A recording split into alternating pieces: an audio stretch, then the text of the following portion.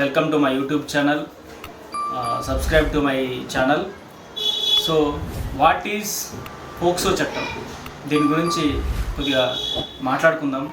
ఎందుకంటే ఎక్కడ చూసిన దేశంలో ఈ 3 years నుంచి 10 ఏళ్లలోపు బాలికల పైన అత్యాచారాలు ఎక్కువైపోయినాయి.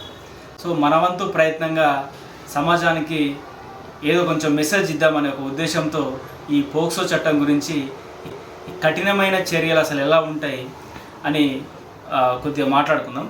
సో అసలు పోక్సో చట్టం అంటే ఏమిటి, అసలు పోక్సో చట్టాన్ని ఎప్పుడు తీసుకొచ్చారు అమల్లోకి? సో ఇది పోక్సో చట్టం 2012 నవంబర్ 14న దీన్ని తీసుకురావడం జరిగింది. దీని ఉద్దేశం ఏంటంటే 3 ఏళ్ళ బాలికల నుంచి 18 సంవత్సరాలలోపు బాలికలపై అత్యాచారం జరిగితే వీరికి కఠినంగా శిక్షలు ఉంటాయి. సో ఇది నవంబర్ 14th బాలల దినోత్సవం నాడు దీన్ని అమల్లోకి తీసుకురావడం జరిగింది. సో ఎక్కడ చూసిన దేశంలో చిన్నపిల్లల పైన విపరీతమైన లైంగిక వేధింపులకు గురవుతారు చిన్నపిల్లలు. ఇది 3 సంవత్సరాల నుంచి 18 సంవత్సరాల పిల్లలే ఎక్కువ గురి కావడం జరుగుతుంది. దీంట్లో భాగస్వాములు అధికంగా ఉంటే, లేకపోతే ప్రత్యేకంగా దీంట్లో బాలబాలికల పైన వ్యభిచారానికి దిగితే మరణశిక్షలు కూడా పడే అవకాశం ఉంది.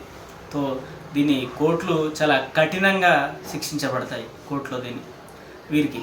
సో రీసెంట్గా కూడా 3 ఏళ్ళ నుంచి 10 సంవత్సరాల బాలికల పైన దాదాపు 33 మంది బాలికల పైన 10 సంవత్సరాల పాటు ఈ లైంగిక వేధింపులు చేసిన ఒక ఉన్నతాధికారి.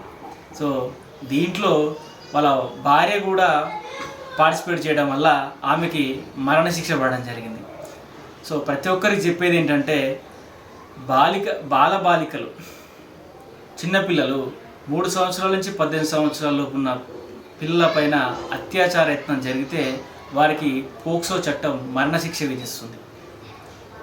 సో దీనిపైన హైకోర్టు కానీ సుప్రీంకోర్టు కానీ చాలా కఠినమైన శిక్షలు ఉంటాయని కూడా ఈ పోక్సో చట్టంలో తెలియజేస్తుంది. సో ఎవరికైనా చెప్పేది అంటే చిన్నపిల్లల పైన ఇలాంటి చెత్త ఆలోచనలు వస్తే వాటిని మానేయండి. ఫస్ట్ లాగుల్లో తొండలు కూడా పెట్టి కొట్టే పరిస్థితి ఉంటుంది.